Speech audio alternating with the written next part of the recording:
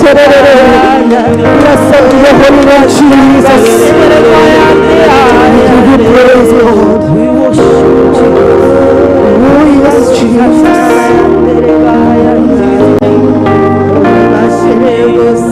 We worship you. We bless you, Lord. We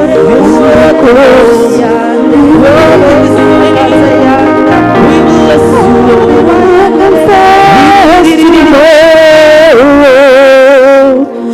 Because he lives, all fear is gone.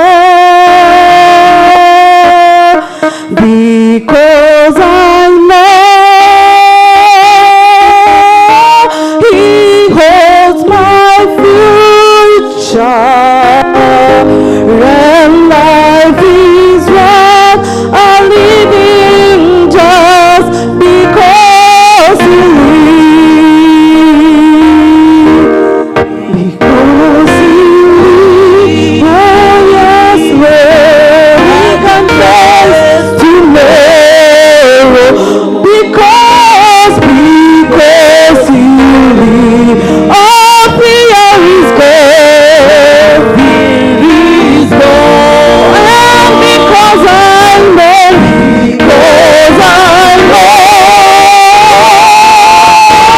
he holds my future, and life is worth a living just because he lives, and because he lives, and because he lives, we confess tomorrow, we confess tomorrow, because he lives, all fear is gone, all fear is gone,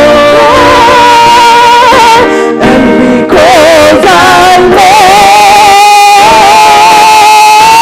he holds my future, and life is worth a living just because he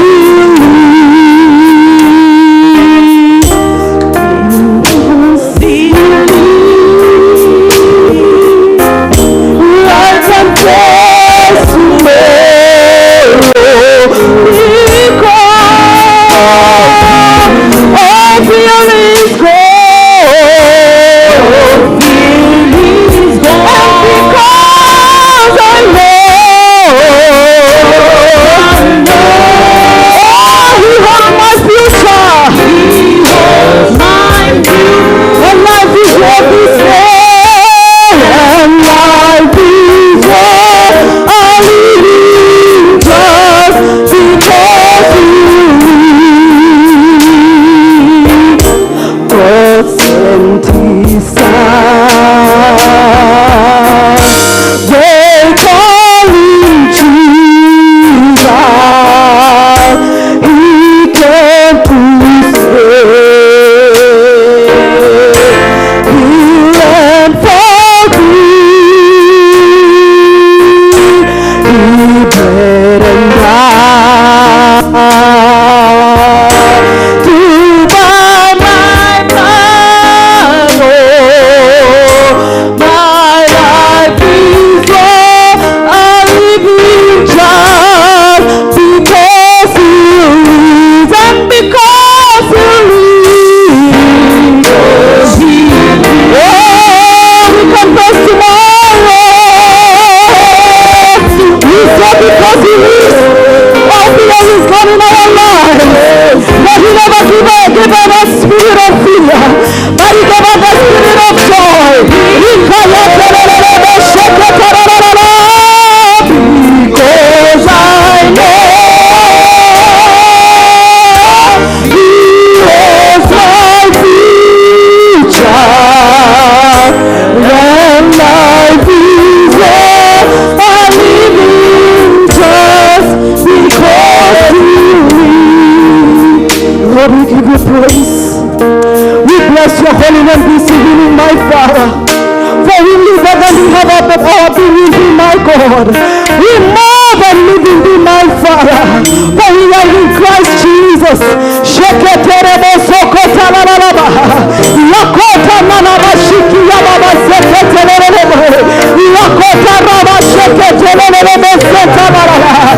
no longer liveth, but Christ liveth in us, my Father. Our life is not our life this day, but it is of Christ.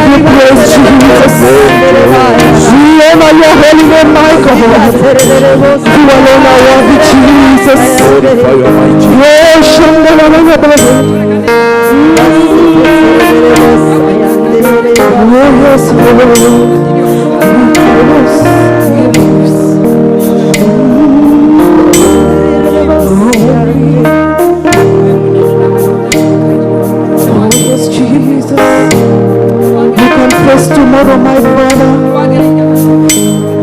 for we no longer live, but we live in us, my Father. Our lives are no longer our own, my God. Blessed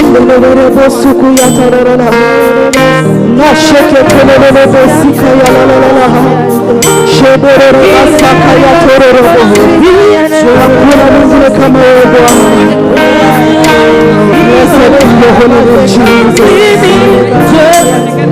Because he lives, my Savior God to thee. How great thou art! How great thou art! Then sings my soul.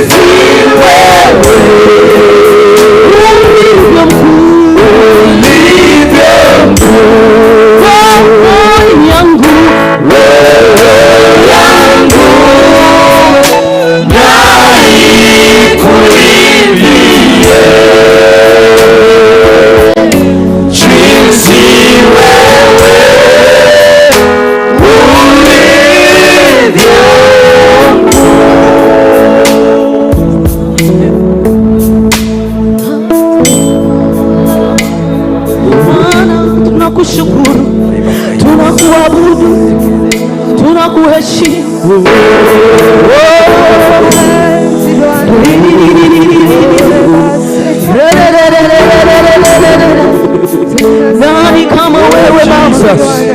Nani kama wewe? Tunakuabudu, tunakusifu, tunakuheshimu.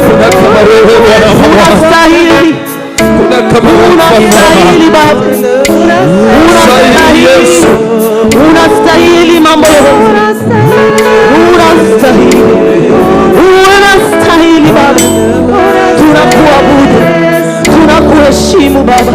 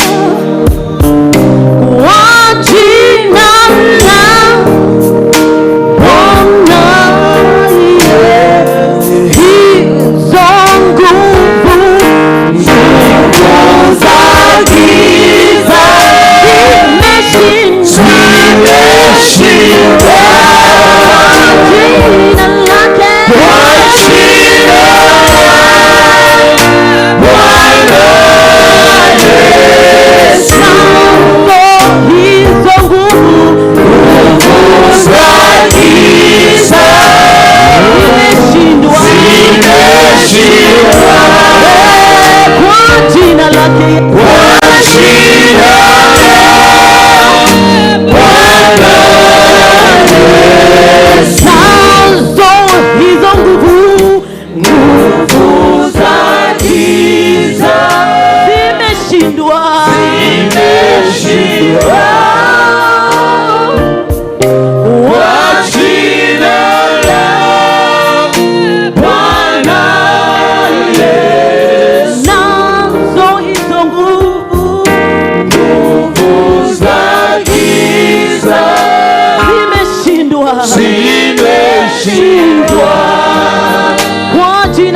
Yesu, kwa jina la Bwana Yesu.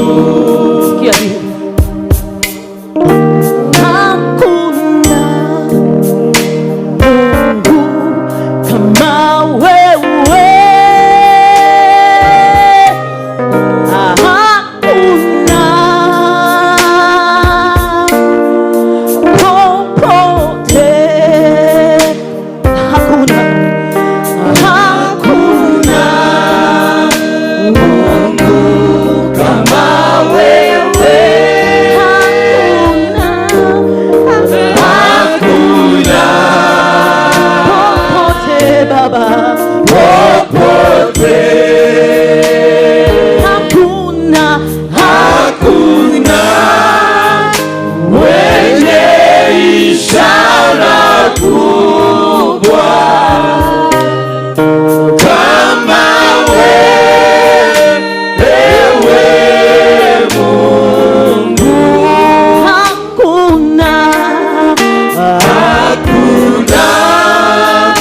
Mwenye ishara kubwa kama wewe Mungu. Si kwa majeshi Si kwa majeshi wala silaha, ni kwa Roho ni kwa Roho Mtakatifu. za giza Nguvu za giza zimeshindwa kwa jina la Bwana Yesu. uza giza zimeshindwa kwa jina la Bwana Yesu. Inua tu mikono yako namna hiyo tu. Inua tu mikono yako juu. Nguvu za giza zimeshindwa. Every attack zote zimeshindwa. Maroho za kung'ang'ana kwa maombi zimeshindwa. Maroho za kung'ang'ana kwa kuabudu zimeshindwa. Kwa jina la Yesu. Kwa jina la Yesu. Kwa jina la Yesu. Kwa jina la Yesu. Kwa jina la Yesu. Kwa jina la Yesu. Maroho za kung'ang'ana zimeshindwa. Maroho za uzito zimeshindwa. Kwa jina la Yesu. Kwa jina la Yesu. Maroho za kuchanganyikiwa zimeshindwa. Kwa jina la Yesu. Kwa jina la Yesu. Kwa jina la Yesu. Kwa jina la Yesu. Maroho za kung'ang'ana zimeshindwa. Kwa jina la Yesu Kristo. Maroho za kufunga mbingu yetu zimeshindwa kwa jina la Yesu. Maana Roho Mtakatifu ndiye anayechukua. Roho Mtakatifu ndiye anachukua nafasi kwa jina la Yesu.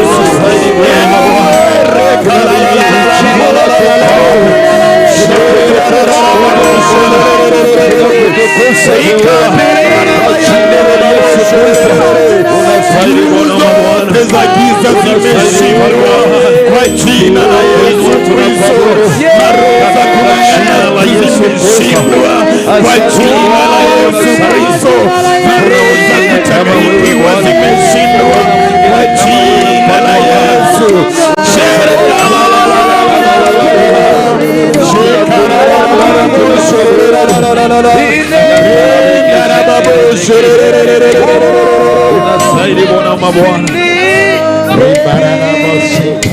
nguvu za giza zimeshindwa. Glory to God. Hallelujah.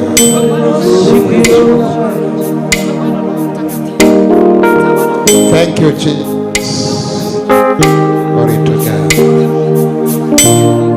Hallelujah.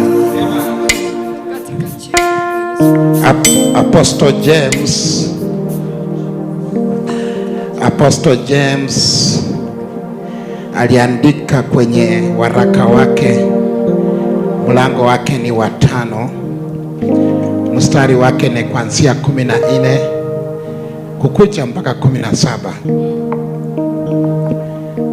Hapo akimalizia anasema hivi: and the prayer of a righteous man, the effectual prayer of a righteous man avails much. Avails much.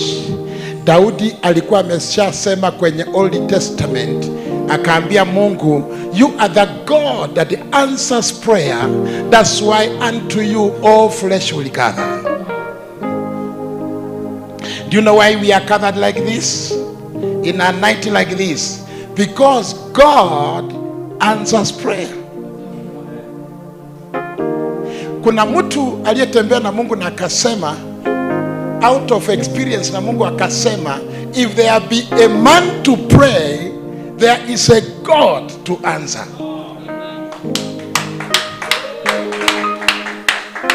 There is a God to answer.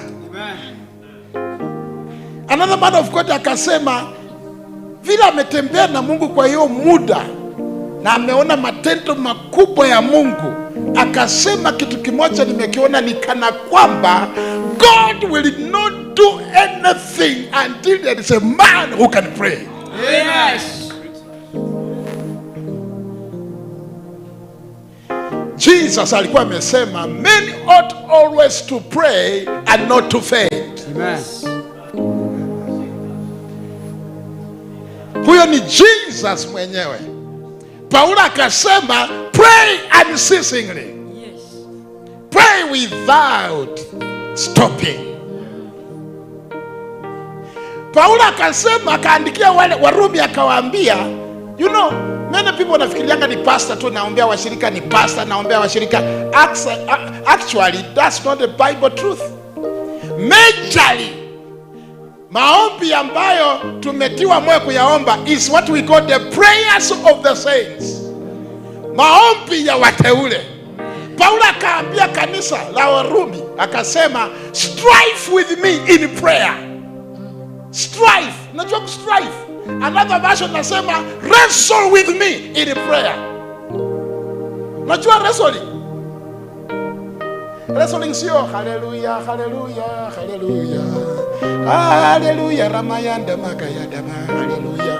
Hallelujah, hallelujah. That's not wrestling. That's not wrestling. Umewahi watch wrestle? Eh? Umewahi watch wrestle? Wacha kujifanya bwana. Umewahi watch wrestle? Sisemi na watchingi sasa. Umewahi watch? Ni miereka. You put in energy. Wewe yote unahusika katika maombi. Sio wakati mdomo unaongea hivi na akili inashughulika mambo mengine na mwili na kuambia nimechoka. There's a level you can pray until usahau mahali penye ulikuwa umeketi. Tambo sema amen. Unaona uko mbali sana na mahali ulikuwa umeketi. Na huko unajua. If there is a night you have ever prayed, let it be tonight. Let it be tonight. Now, I'm here for 1 hour. Thank you, Pastor David. I'm here for 1 hour. Now, I'm encouraging you. We are going to pray. Sitakuwa na kukata nikikupatia vipengele mingi. Nataka nikupatie nusu saa. Uchape 30 minutes. Yes. Alafu nikupatie nusu na uchape 30 minutes in prayer. Yes. Somebody say amen. Amen. Oh, Golaba Satabaya. Yes. Thank you, Jesus. Somebody say amen. Amen. Ombi la kwanza, ningependa tukashukuru Mungu usiku wa leo. I'm sorry nimeshikika mahali nikachelewa kidogo.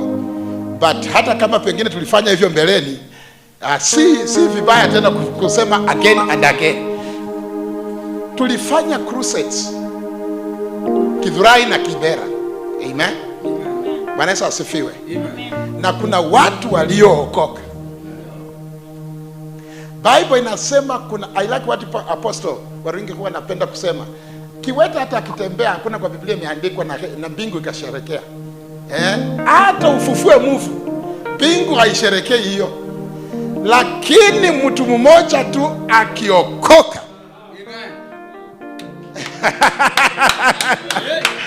Amen. Mbingu inasherekea. Na unajua nini? Hiyo sherehe iko pamoja na wewe.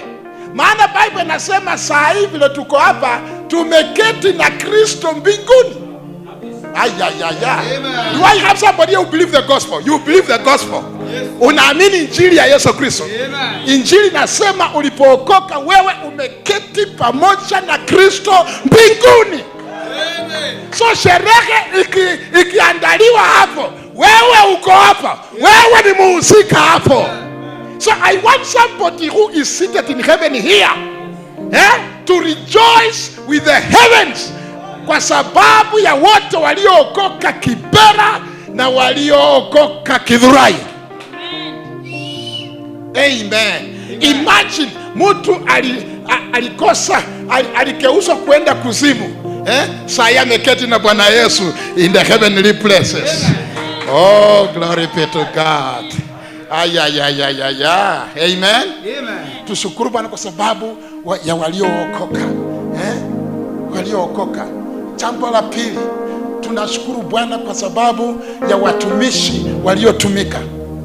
Ya kwamba Mungu anasiti kwa rejuvenate. Watatumika tena na tena na tena.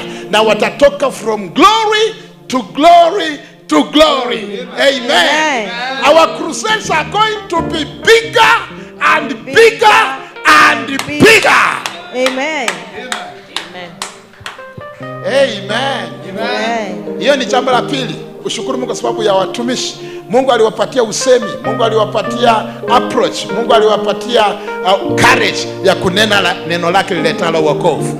Number 3, kulikuwa ni wakati wa mvua. Ile mvua mbaya sana. But we made it. Yes. Amen. Amen. By God's grace, the meeting was successful. Yes. Hallelujah. By the way, I've never been in a crusade like that one. Like that one. Never. Na sijaokoka sai. Nimekaa kwa hiyo wokovu kiasi. Amen. So there was a miracle. Mungu alitushikia mbingu. Mungu aliwapatia nyinyi courage na confidence kuingia kwa manyunyu na kusimama hapo na kudai ya kwamba mvua itaheshimu wokovu. Amen. Amen. Number 3. Number 3 ama number 4? Who is following? That's number 3 or number 4? Number 4. Number 4. Nataka tushukuru Mungu kwa sababu ya every resources. Every resources yenye ilipatikana kutumika kwa huo mkutano. Kuanzia Kibera mpaka Githurai. Wale wote walitoa hela zao. Wale wote walitoa magari zao. Wale wote waliomba off kazini. Wale wote walifanya lolote lile kufanikisha that mission. We want to thank God for them. Na tunaomba kwamba Mungu atawasaidia wafanye tena na wafanye tena na wafanye tena. Na Mungu atatupatia watu wengi kama hao walio sacrifice namna hiyo. Somebody say amen. Hallelujah. Amen. Jambo la mwisho on that note. Nataka tushukuru Mungu kwa sababu waliookoka watasimama. Na kwa hii nyumba ya kwamba kunalo neno la kuwadhibiti wale waliookoka. There is a word that will ground them, that will establish them in the doctrine of Christ. Wale waliookoka. Amen. Ili kesho na hao watakuwa wale wa kuleta wengine kwa Kristo Yesu. Amen. Na ukisha chukua wakati na kushukuru Mungu kwa namna hiyo, nataka uchukue time na ushukuru Mungu katika roho. Amen. Najua katika roho. I mean you pray in the spirit. You pray in tongues. Amen. Na kama uko hapa you don't speak in tongues. Yeah? Yes, ni jana ama ni jana. This is my wife, that's why I'm confirming with her. Jana juzi jioni kwa Bible study kwa nyumba yetu tu tukifanya Bible study, nikasungumusia the importance of praying in the spirit always. House girl wetu akaniambia kwamba yeye hajawahi speak in tongues, maana she's only 1 month with us. Akasema hajawahi speak in tongues.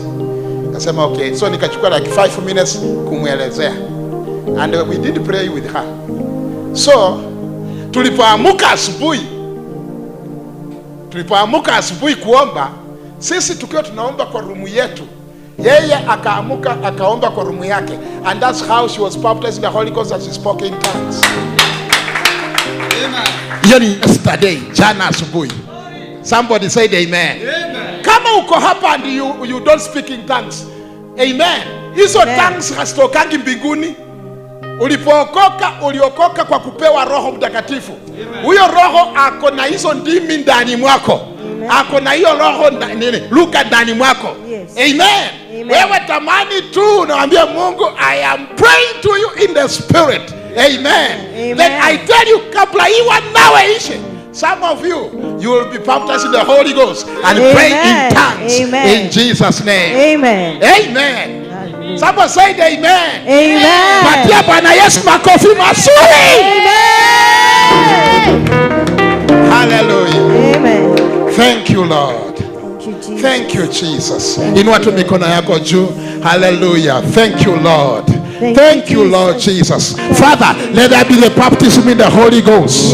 In the name of Jesus. Let there be easiness of prayer in the house. I supply the spirit of prayer upon every one of us in this house. In the name of Jesus. Let there be prayer. Let there be prayer. Let there be prayer. Let there be prayer. Let there be prayer. Let there be thanksgiving in the house. Let there be power of prayer arising from the hearts of your people, sanctified and perfected forever. Let there be prayer in the house. Inua sauti yako sasa. Shukuru Bwana kwa matendo makuu. Shukuru Bwana kwa matendo makuu. Shukuru Bwana kwa matendo makuu. Shukuru Bwana kwa neema yake. Shukuru Bwana kwa fadhili zake. Shukuru Bwana kwa wema wake. Shukuru Bwana kwa nguvu zake. Shukuru Bwana kwa matendo yake. Waweza kuona matendo ya Bwana. Masheketeberusa baba. Baba ni asante. Twakupa utukufu. Twakupa shukrani. So usiku wa leo tukikushukuru Bwana kwa matendo yaliyo ya ajabu uliyoyafanya Bwana kwenye mikutano tuliyokuwa nayo kuanzia ya Kibera hata ya Kidhurai. Tumekusanyika usiku wa leo kuweza kukushukuru, kuweza kukupa utukufu, maana wewe ndiwe mwenye wokovu, wewe ndiwe mwenye uweza, wewe ndiwe wa nguvu, na ulitudhihirisha Bwana ukaweza kuwaokoa watu wako, ukaweza kuwaokoa watu wako. My Father, my God, I thank you, Father, for the Spirit who is upon us, the Spirit of evangelism.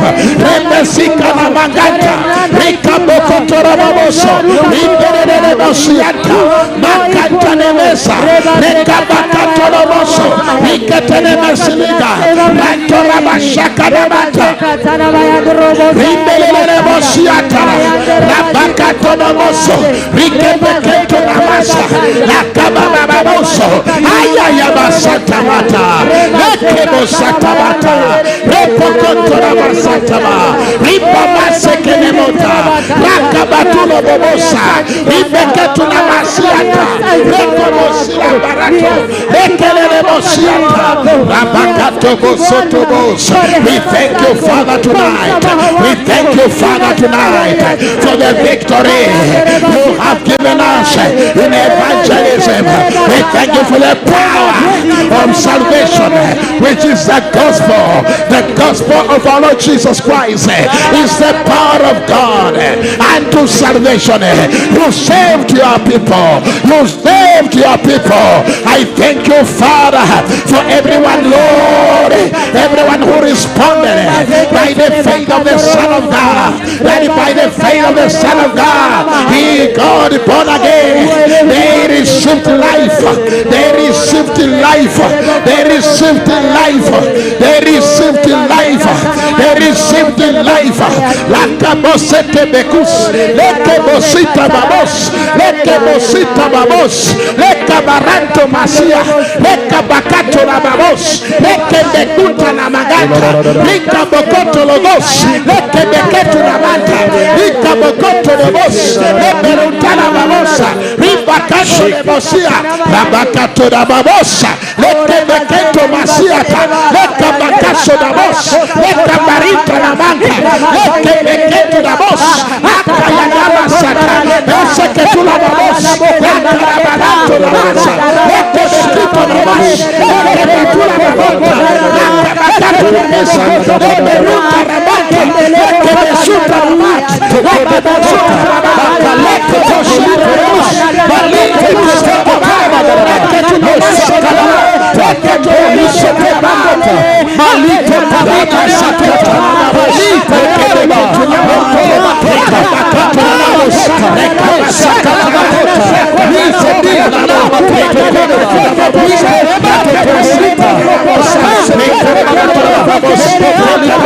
mata, malite kolita, leka na matota, leka kasekete na basata na mata, leke beketo na mata, leka sata na mata, leke besita na mata, leke sata na mata, leke sata na mata, leka kolita, leka lite kolita, leka kolita tereba, leka matota, palito kolita teka, palito lema toto saka, palito teka, menisha teka, leka lite leka berota saka, saka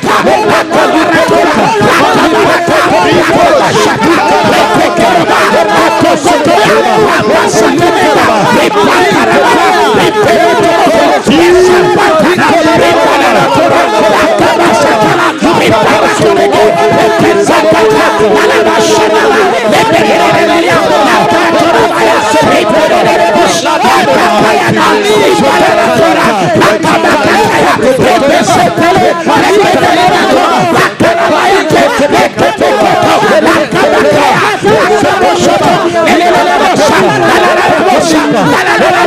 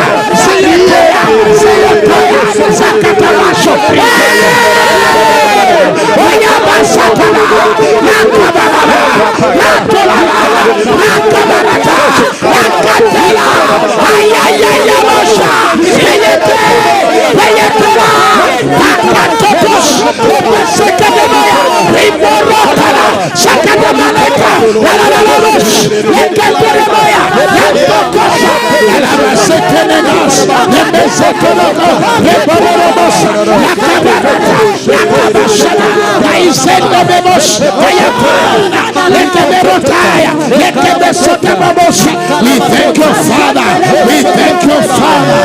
We thank you, Father. We thank you, Father. We thank you, Father. We thank you, Father. We thank you, Father. Ashada babonta. Asante Bwana. Baba Sata.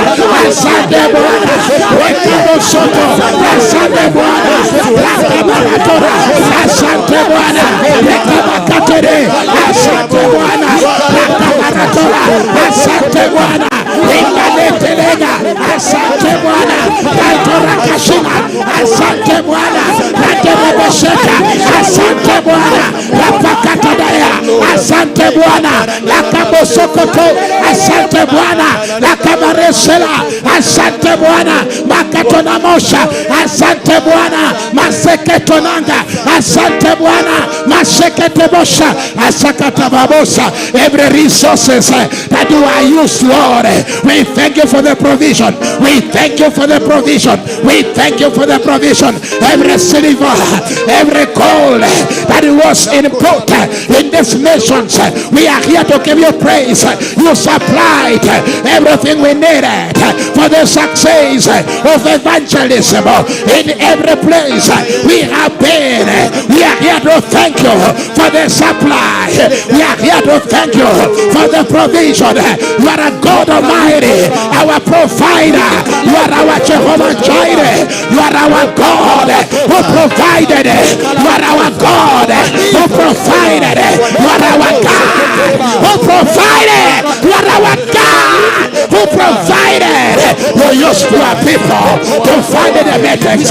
You use your people to take care of the meetings. We come here to thank you.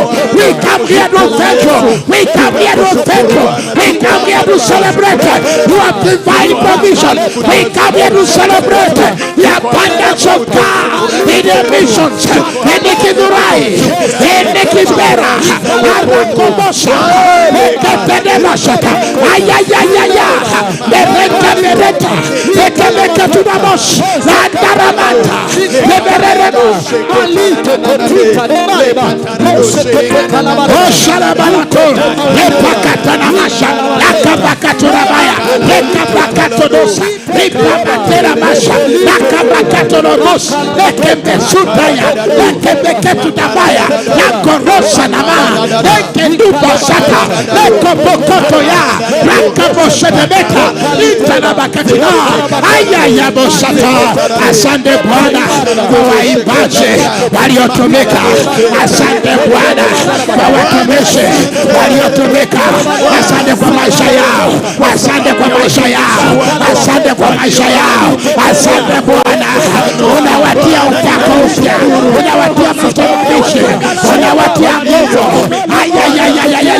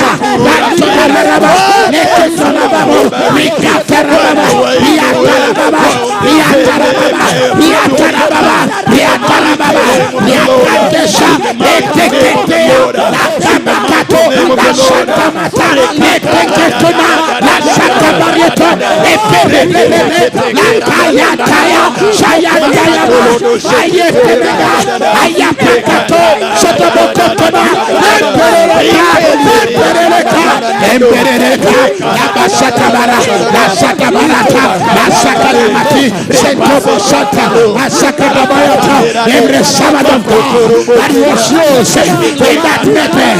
Thank you, Father, for encouraging them, giving them hope, Lord, in the work of the ministry, giving them courage, Lord, in the work of the ministry. Evangelism,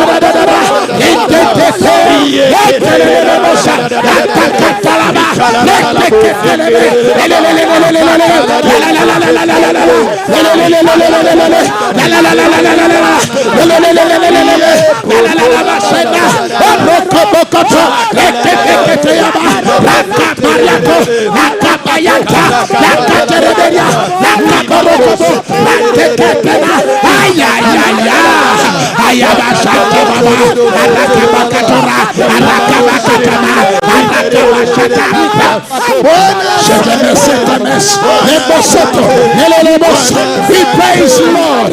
We praise you, Lord. We thank you, Father, for every miracle, every healing, every miracle, every healing that took place in the meetings, Father.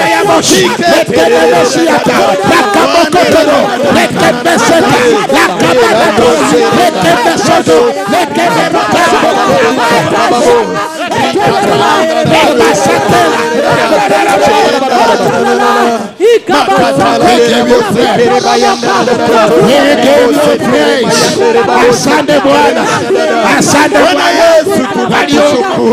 Waliokoka watasimama, waliokoka watasimama.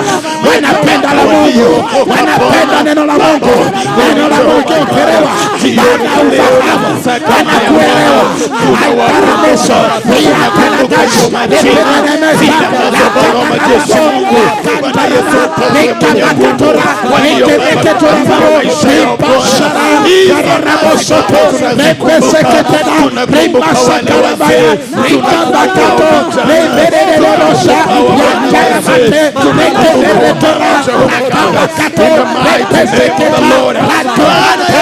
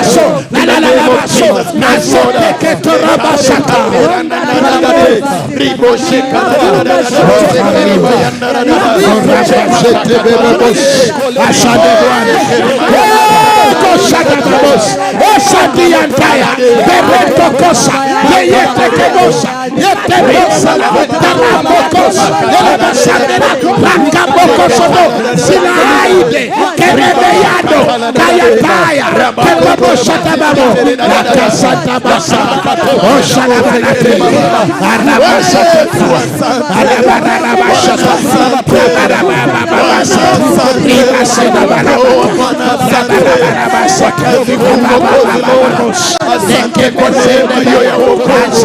Asante kwa hiyo neema Bwana. Asante Bwana.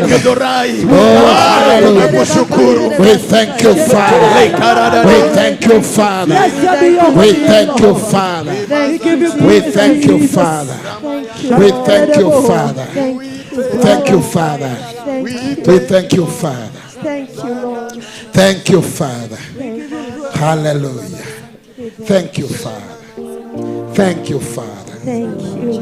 Biblia inasema ya kwamba Paulo anasema I am not ashamed of the gospel of Christ, for it is the power of God unto salvation.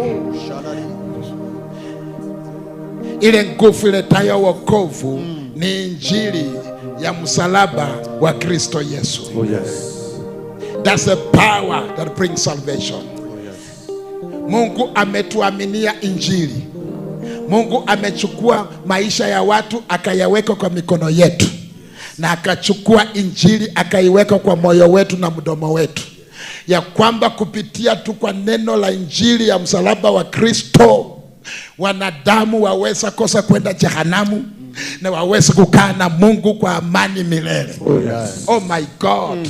What a privilege. What a privilege. What a privilege. Sasa nataka wewe. Sasa nataka wewe ujiombe. Don't pray for anybody now. I want you to pray for yourself.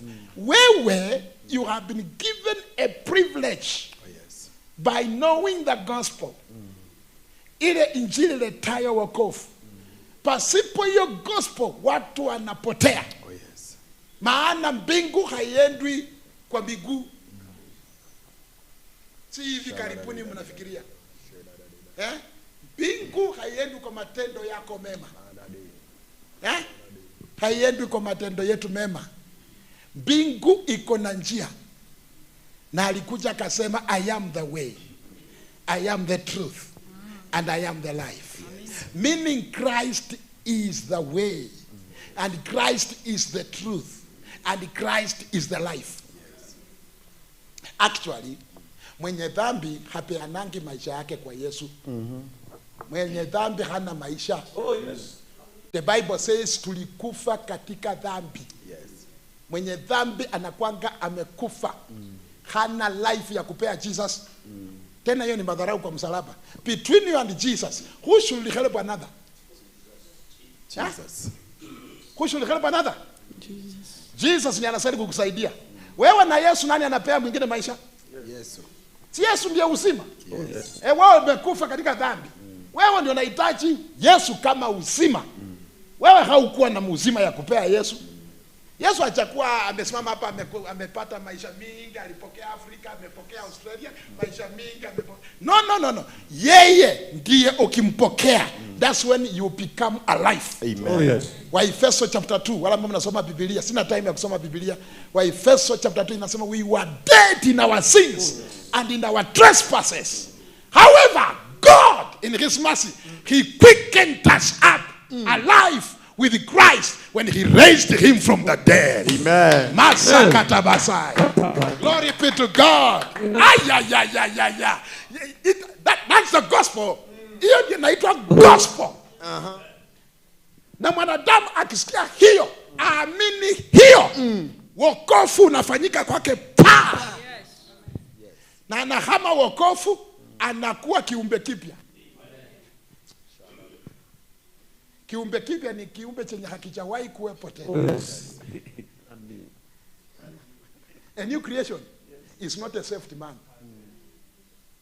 A saved man inamaanisha alikuwepo, sasa akaokolewa. Alikuwa kwa danger. Lakini Mungu ametengeneza kwamba ukishaokoka, mambo ya wokovu inakuleta kwa new creation. Amen.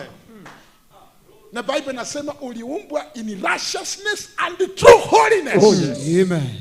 Sasa wewe, you are the righteousness of God. Yes. Imagine as you are standing there, wewe ni haki ya Mungu. Na Bible inasema maombi ya mwenye haki inafaa sana akiomba kwa bidii. Amen. Hallelujah. Amen. Usiku wa leo nataka ujiangalie na useme mimi nina faida gani kwa mbingu. hii miaka nimeshaishi mpaka leo, ni faida gani nimeleta katika ufalme? Na leo ninafanya turnaround. Kuanzia usiku wa leo, maisha yangu onwards inakuwa ya kuleta baraka na faida kwa ufalme wa Mungu. Na hiyo ni kujihusisha na kazi ya uinjilisti na kujihusisha na kazi ya kutia wapenda moyo waweze kuendelea katika wokovu. Somebody say amen. Amen. So wewe unajua karama zenye siko ndani mwako. Wewe unajua vipawa zenye umelalia. Wewe mwenyewe unajua potential Mungu amekuwekea. Wewe ndio unanenewangwa na Mungu. Wewe ndio unazungumziwangwa na Mungu. Wewe ndio unajua vision Mungu amekuonyesha waweze kuaccomplish, unaweza timiza maishani kama mlokole wa Mungu, kama mtakatifu wa Mungu. Nataka ujiombe ya kwamba vile vitu Mungu ameweka ndani mwako kwa njia ya Yesu Kristo na Roho Mtakatifu hasitapelekwa kaburini Kwa jina la Yesu. Amen. Hasitapelekwa kaburini. Glory. You need to die empty. Oh yes. You need to die empty. Yes. Don't die full of anything from God. Ufe kama ushapeana chenye Mungu alikuwa ameweka ndani mwako. Umepeana. Glory. Shaladi. Haleluya.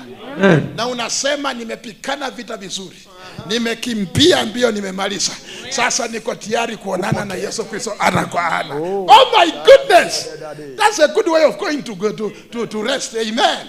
Sio kukufa tu ofyo ofyo kama mbwa mtaani, unakufa ukikonga miguu. You sleep honorably kama mtu amemaliza kazi. Are you getting the point? Oh yes. Are you getting the point? So nataka uambie Mungu sasa, Baba si mwingine, mimi na wewe. Mimi na wewe. Nataka maisha yangu yawe ya faida kwako, ili nikikuja kwako nisiwe aibu, nisiwe na aibu mbele zako. Inua mikono yako uweze kuomba maana hiyo. Ujiombe ya kwamba you are going to matter in the life of other people. You will fulfill the work of the ministry. You will fulfill the work of the ministry. You will fulfill the work of the ministry. You will use the gift God has given you. You will use every potential God has given you. Omba ya kwamba Mungu atakutumia. Omba ya kwamba utatumika. Omba ya kwamba kwa uchache ule ambao unajua Mungu utaweza kutumika na Bwana. Utafanya kazi ya Bwana. Utafanya kazi ya Bwana. Utafanya kazi ya Bwana. Akaseketebosa. Oh Father, we give you praise. We pray for ourselves. I pray for myself that Lord, the things you have put in our lives are coming to pass. Every ministry, Lord, you have put in our lives is coming to pass. Every work of the ministry you have put in our lives is going to function. We pray for every gifting. We pray for every potential is going to function in the name of Jesus. We function in the potentials. Maselebe Satabaya, Kila Vitorioko Hapa, Oshaka Telebosa, Ripaka Taramaya, Lepekete de Bosa, Lakabaka Todosa, Ripaka Taramata, Ekemerete Reya, Lakabasa Tabaya, Ayamo Satabo, my Father, Eshekete Bosa, Ninachiombea, tukaweze kutimiza mapenzi yako Bwana. Rokobosa Tabata, Rikelele Bosa, Labakato Nabashe, Rimasekedeboya, Lakabakato, Ayaya Basata. Every gift, Lord, is erupting in power. Every calling on our lives is erupting in power. We are walking in the wonder of the Lord. We are walking in the vineyard of the Lord. We bear fruit, and our fruits will last. We bear much fruit. We walk in the vacation, and to which we will go, bearing much fruit. Maseleberota Namaka, Rekebeketo Namasha, Rakabakato Namasha, Akatabosata, Rekebeketo Posh, the Santa Nataya, Maseleketo Namasha, Rakapateka, Payanta Namata, Ayakato Namasha, Lalabasantela, Rakabaratoloko, Rita Santa Baba. Yes, Lord, yes, Lord. Let there be gifts of the Holy Ghost erupting in the lives of the saints. Let there be engaged in the work of the ministry. Let there be engaged in the work of the ministry. In the work of the ministry. In the work of the ministry. Let there be power. Let there be glory in the work of of the ministry. Let there be results in the work of the ministry. Let there be results in the work of the ministry. Let there be power in the work of the ministry. Let the people respond in the zeal of God. Shouting God, acceptably by grace. La cabosa kemota, la cabosa, la kemokota, la cabarata, la peretela, la cabagato, la cabete, la ketelemos, la pasalabas, la talata, la peketora, la penebesa, la sandabato, la lelebosa, la paratora, la larabasita, la keberotola, la cabacatese, la sacatabata, la marosata, la maratomasia, la meseketenemesa, la barato, ibabamos, nekenemememas, nekamamamas, netoratizaga, nebeseketa, oshalababo, nekanamatae, neketenemesa, nakabakatama, nepokotomi, neferebeke, Yesu, kwa jina la Yesu Kristo,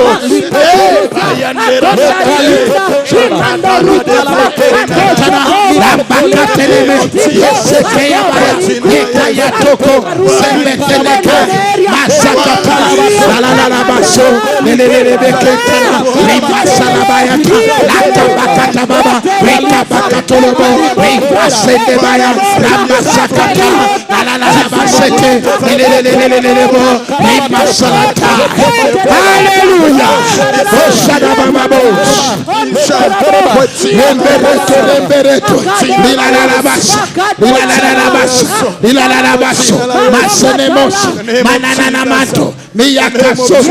Asante Bwana, kila karama, kila huduma itaenea, itafanya kazi. Watu wako Bwana ni wamzaa matunda na kujiengage katika kazi ya huduma kwa jina la Yesu Kristo. Oh, asakata basho niamba sokotana. Glory be to God. Mpendwa, sikiza hii.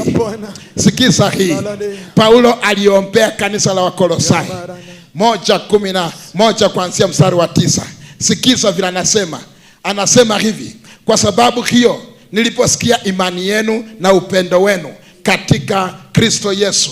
Kwa Wakolosai 1:9. Kwa sababu ya hiyo sisi nasi tangu siku ile tuliposikia hatuachi kufanya maombi na dua kwa ajili yenu, ili mujaswe maarifa ya mapenzi yake katika hekima yote na ufahamu wa rohoni. Yes. Oh my goodness. Oh my God. Hiyo ndio inaitwa the Holy Ghost inspired prayer. Hakuna mahali Paulo aliombea kanisa lolote kwa mambo mengineo isipokuwa ya kwamba wafanye vizuri katika mambo ya kiroho. Hiyo ndio ilikuwa maombi ya apostle. Apostolic house like this. That's why we begin prayer like this. Tutakuongoza apostolically. Tukutoe kwa ujinga ya kidini kabisa. Watu wanakucha kesha kulilia ndoa zao. Ni kama heaven is full of marriages. What about the singles? Wataombea nini? Net divorces? Wataombea nini? Hata Yesu mwenyewe hakuwa na moja. Your Savior was a single man. Listen.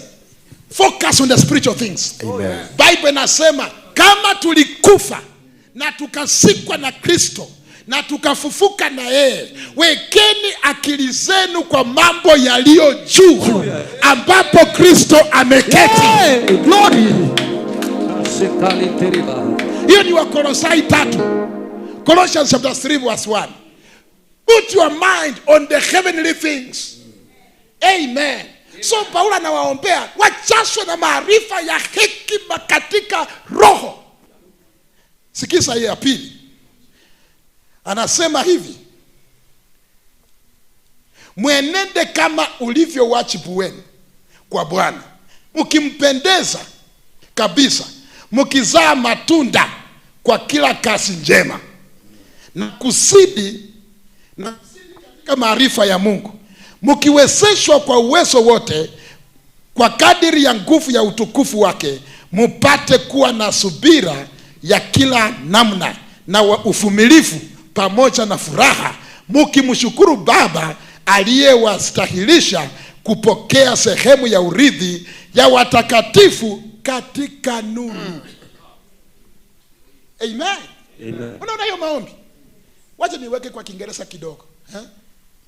That you pray that you may walk worthy of the vocation unto which you are called, in all spiritual wisdom and understanding, fully pleasing unto the Lord, who has qualified you to be partakers of the inheritance that is in the saints in the light. Oh, yes. Imagine ukikuja kwa hii nyumba unasema hivyo, Father, in the name of Jesus, that may walk worthy of the vocation unto which I'm called, with all spiritual wisdom and understanding. Thank you for making me a partaker of the inheritance that is in the saints in the kingdom of your promised Son. In the name of Jesus. Unaomba maombi aina hiyo, na hakuna mahali Bible inasema funika macho uombe. Yesu alisema watch and pray. Oh, yes. Amen. So unaweza fungua hata Biblia na uombe neno la Mungu. Yesu Kristo alisema hivi, mkikaa ndani yangu nami nikae ndani yenu, ombeni. Maombi ni ya tatu, si ya kwanza. Maombi si ya kwanza. Ya kwanza ni kuokoka. Ya pili ujue neno. Ya tatu uombe neno la Mungu. God is not watching your tears to fulfill. Mungu angalie machozi yako ayatimize. God is watching his word to fulfill. Amen. So you need to know the word of God and engage the word of God in prayer. Oh, yes. Somebody say amen. Amen. Hallelujah. Amen. Ambia jirani yako ujinga nimeacha. Ujinga nimeacha. Amen. Hallelujah. Amen. We grow up. Kuja na Biblia kwa maombi. Fungua Biblia. Soma neno and engage it in prayer. Mungu aliambia Paulo, Paulo akaambia watakatifu wa Efeso, take the sword of the Spirit, which is what? The word of God. Sword. Amen.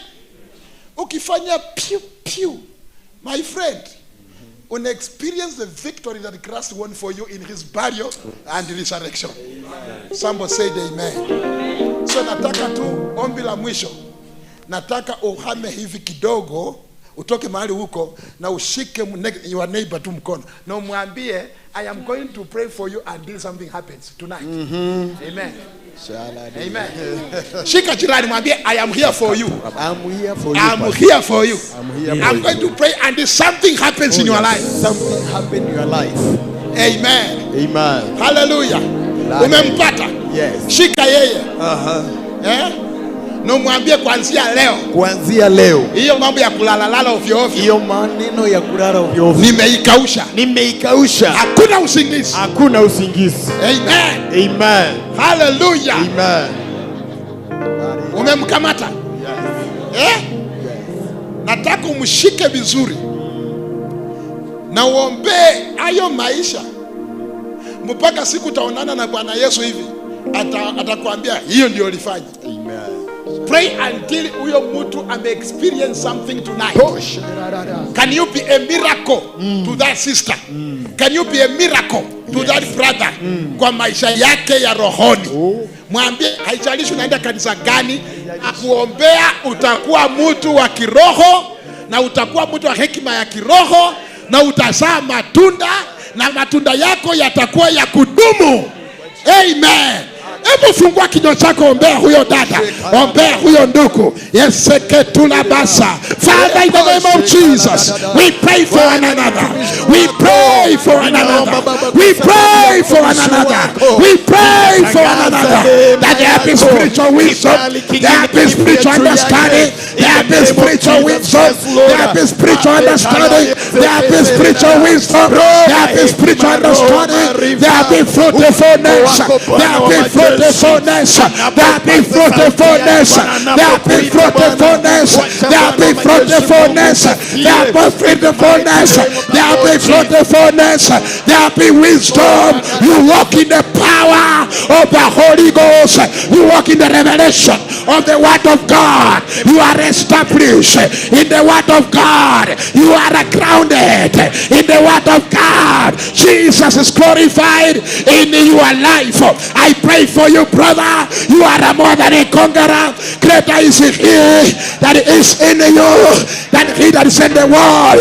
You walk in victory. You walk in power. You walk in wisdom. You walk in knowledge. You walk in understanding by the power of the Holy Ghost. Lekebesetala ayantaranka eketoyataga antokotelesa erererebo antarimbondaya lelelebosia lakabakatode apakadobebe. Pray for your neighbor. Pray for your brother. Pray for your sister. Go ahead and pray. Go ahead and pray. Pray for him. Pray for him. Let him power. Let him walk in power. Let him walk in wisdom. Let him walk in knowledge. Let him walk in the life of God. Let the glory of God change his life from one level to another. Let there be God manifested in his life. Let there be prayer in his life. Let there be prayer in his life. I deseketelebosata utakuwa asekede beso lekebeketodaso lakatanangata lekebekeso lalalabosata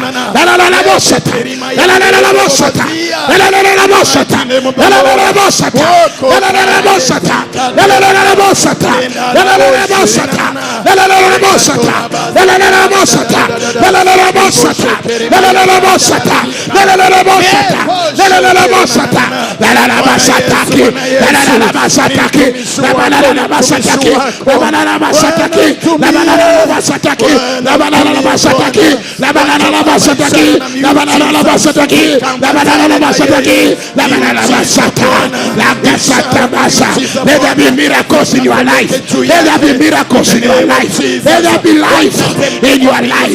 Let there be power in your life. Let the glory of God be seen in your life. Let you hear the voice of God. Let the Spirit of God work in your life. Let the power of God work in your life. Rimbo sotomos la la la bossa la la la la bossa la la la la bossa la la la la bossa la la la la bossa la la la la bossa masote kanamate. Thank you Jesus. Thank you Jesus. Achana na huyo mtu sasa. Look for the next person. Look for the next person. Look for the next person. Come on. Move. Look for the next person. We want to pray. We want to pray for our apostles. We want to pray for our apostles. Hallelujah. We want to pray for our apostles now. We pray for our bishops. We pray for apostle of this house. We pray for apostle of this house. And we pray for Bishop Kwesi as they work together. They will change this nation.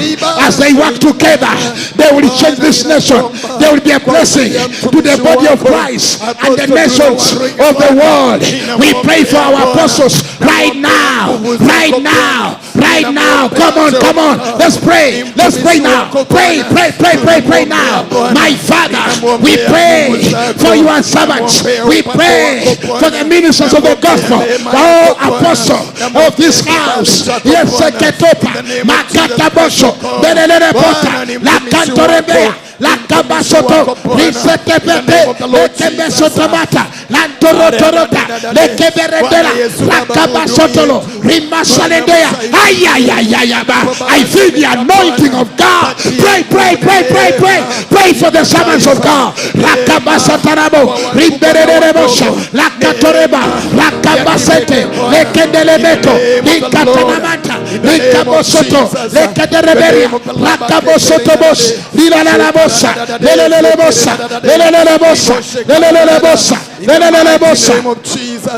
Repokotolobos, Rimasanaya, Rinteles, Lekamayanto, Labasata, Lekebosota. Be with your people. Yes, my Father. Warakaramasata, Wakarabasata, Lekebeketonaka, Rambasatolo, Leleleboso, Riatanaba. Yes, Sekede. We pray, Lord, your protection. We pray, Lord, your favor. We pray, Lord, for your power upon your servants as they minister. The grace of God is upon them. The utterance of God is upon them. In the name of Jesus, we thank you, Father, and we give you praise. We thank you, Father, and we give you praise. We thank you, Father. Wow. We thank you, Father. We thank you, Father. We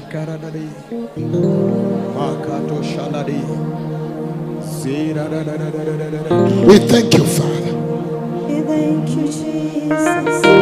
We thank you, Father. We thank you, Father. Thank you, Father.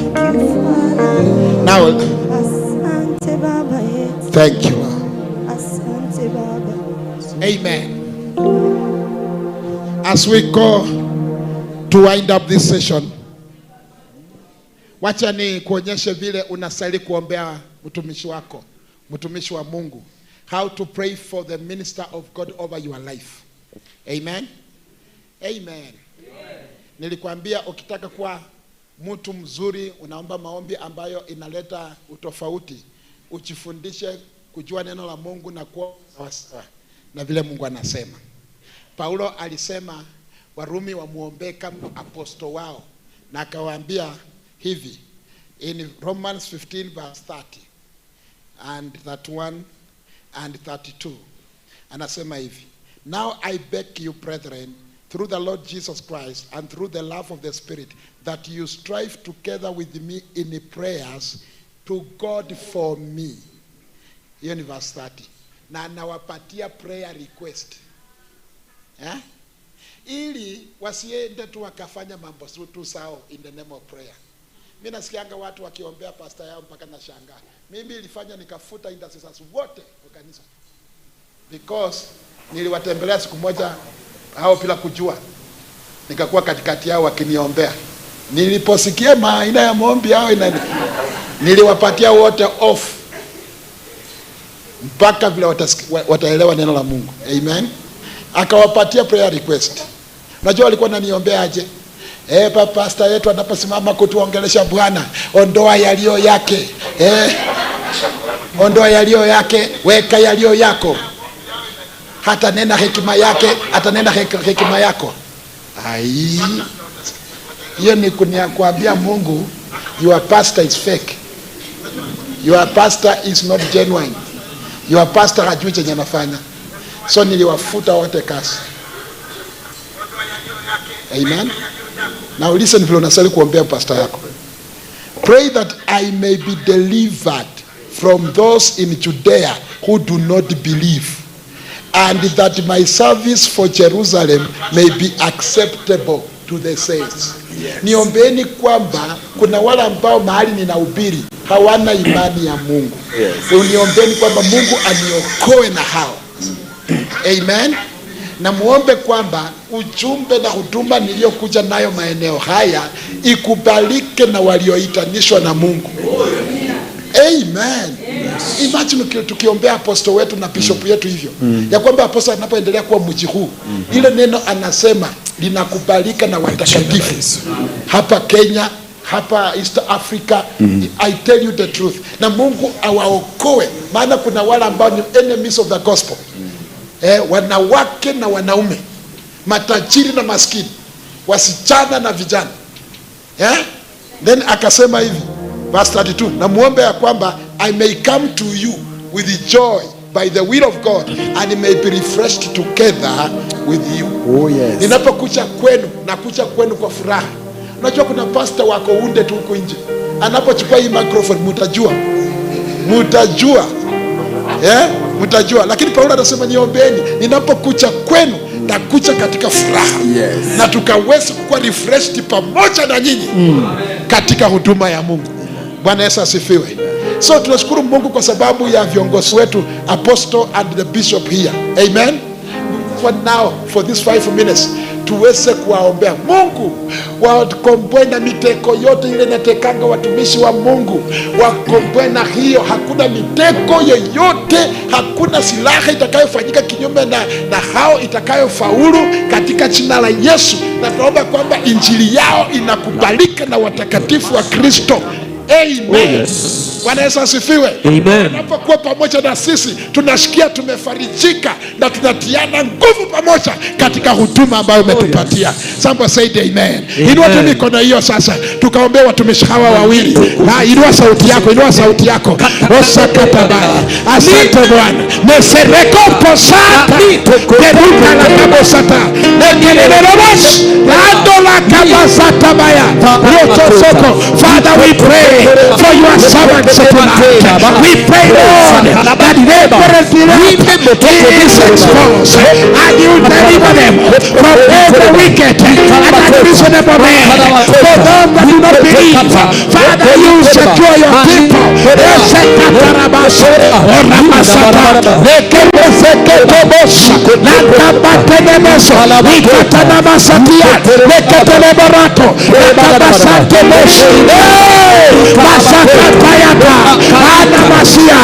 Injili yao inakubalika hata mwisho wa Nairobi. Injili yao inakubalika na watakatifu wa Mungu. Injili yao inakubalika mahali unawatoma. Baba ni asante, Baba ni asante. Wamelindwa Bwana, wamehifadhiwa na Bwana, wametetewa na Bwana, wamelindwa na Bwana, wanaongozwa na Bwana katika jina la Yesu. Tunapokuwa pamoja Bwana, tunasikia tumefarijika na saidika Bwana katika jina la Yesu Kristo. Let there be times of refreshing every time we gather together. Asakatarababo lakabasata ramaseleka bokoso lantolabosana maga lekalabasata letolobosalabala lekalebosia lankolabosataba riakatabosataba. We pray tonight, Lord. We pray that the glory of God is upon their lives. The wisdom of God is upon their lives. The righteousness of the Lord is upon their lives. The steps of a righteous man are ordered by the Lord. The steps of a righteous man are ordered of the Lord. In the name of Jesus, we thank you, Father. We thank you, Father. We thank you, Father. We thank you, Father. We thank you, Father. We thank you, Father. We thank you, Father. We thank you, Father. Hallelujah. Let's put our hands together and just give praise to God. We thank you, Father. We thank you, Father. We thank you, Father. We thank you, Father. Thank you, Lord. We give you praise. Thank you, Jesus. Hallelujah. Thank you, Lord. Worship him. Just a number for 1 minute.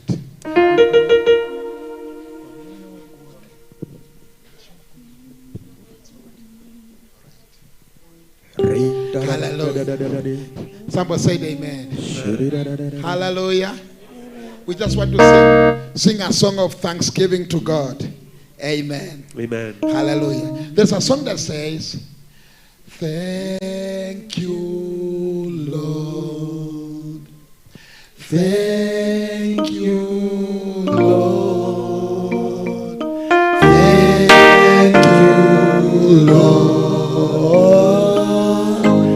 I just want to thank you, Lord. Singers, please. Singers, are you there? Yes. For a minute. Amen. Let's just tell him, thank you, Lord. Hallelujah. Yes. You know what? Yes. At this level, the next meeting we are going to do, my friend. Amen.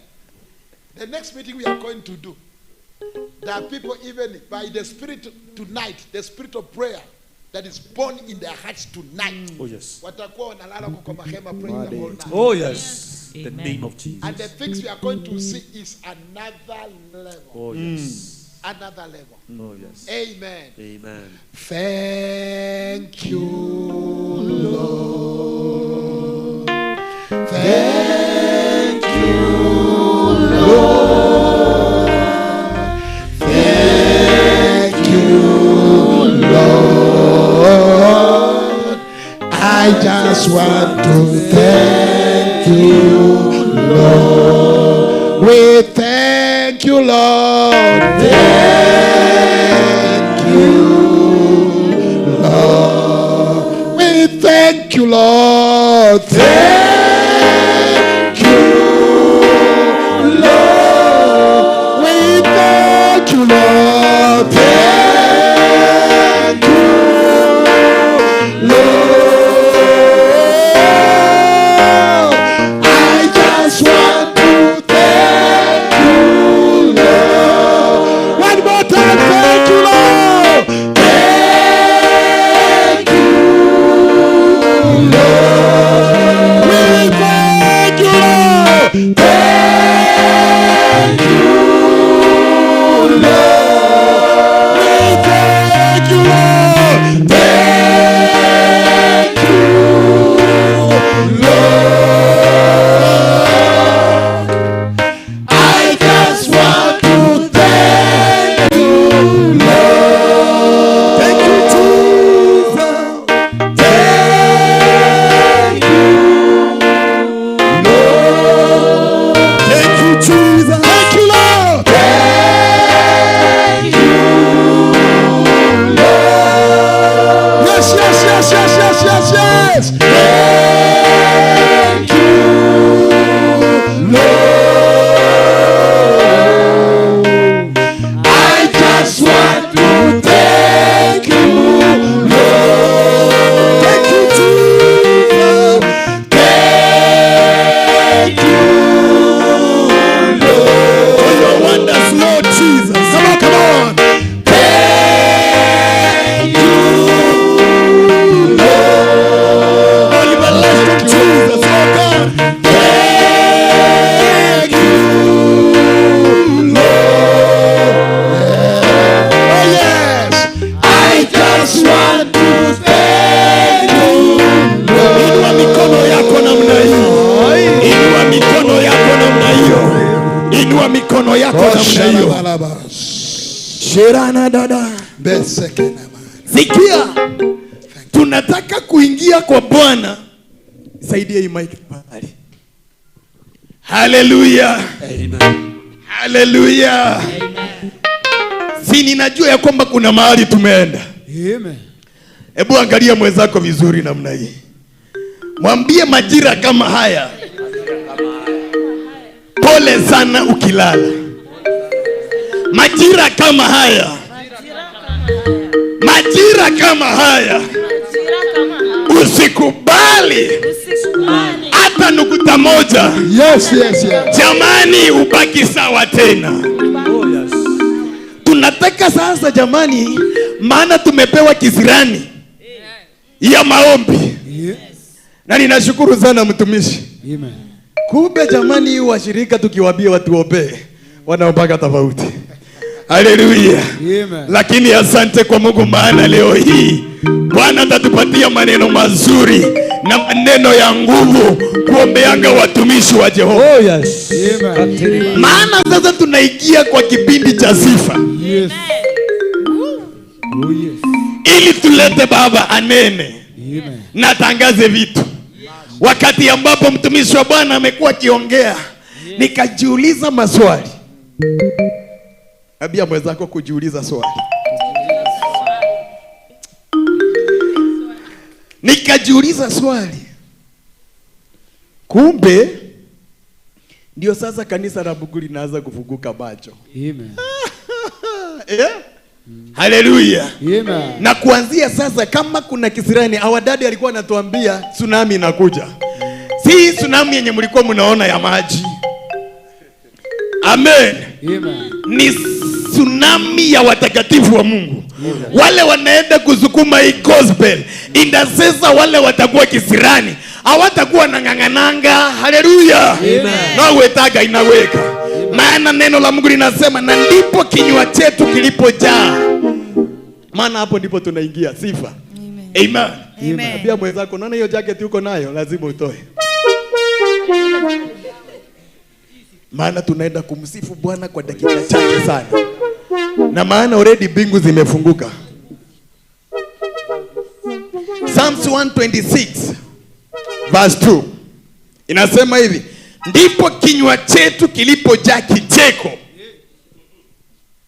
Unanyita wega? Ndipo kinywa chetu kilipojawa kicheko. na ulimi wetu kelele za furaha. Ndipo waliposema katika mataifa, Bwana ametutendea mambo makubwa. Bwana ametutendea mambo makubwa. Bwana ametufanyia mambo makubwa. Inaongea hivi ndio niandae praise and worship. Kanyaga hapa baba. Hallelujah. Amen.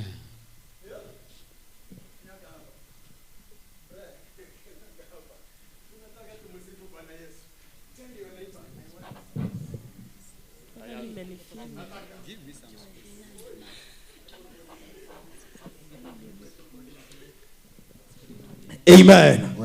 Hallelujah. Tunataka kumpatia Bwana Yesu sifa nzuri kwa sababu ya Mungu. Inua mikono namna hii. Inua tu mikono yako juu. Umesikia vile neno la Bwana linasema, ndipo kinywa chetu kilijawa. Wacha hiyo kinywa sahi kijawe, kijawe, kijawe. Halo.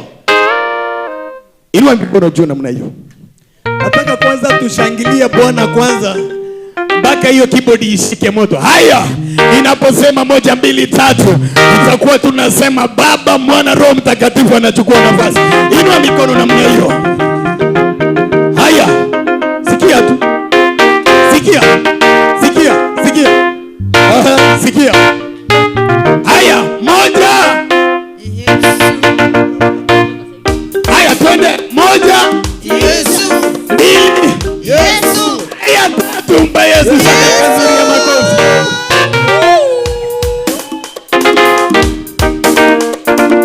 Pigia Yesu makofi mazuri kwa jina la Yesu. Nataka pigia Yesu makofi mazuri.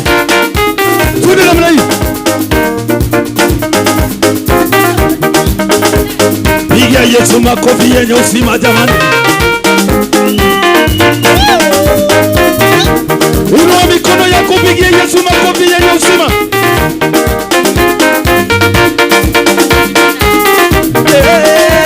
My God is good. My God is good. My God is good. My God is good. My God is good. My God is good. Everything is about double. Everything is about double. Your blessing double double. Your wealth is double double. Your blessing double double. My God is good. My God is good. My God is good. My God is good. Oh, everything double double. Oh, everything double double. Your blessing double double. Your blessing double double. Your wealth double double. Sasa nataka tuone namna hii.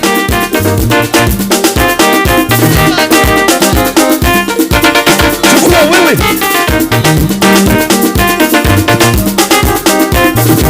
Chukua hizo baraka zako.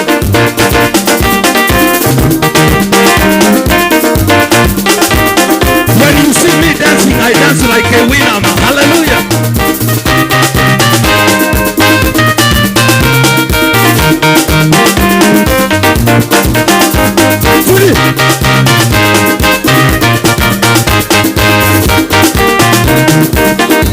Oh, when you see me dance, I dance like a winner. When you see me dance, I dance like a winner. Oh, when you see me dance, I dance like a winner. When you see me dance, I dance like a winner. Oh, when you see me dance, I dance like a winner. When you see me dance, I dance like a winner. Oh, when you see me dance, I dance like a winner. When you see me dance, I dance like a winner. When you see me jump, I jump like a winner. When you see me dance, I dance like a winner.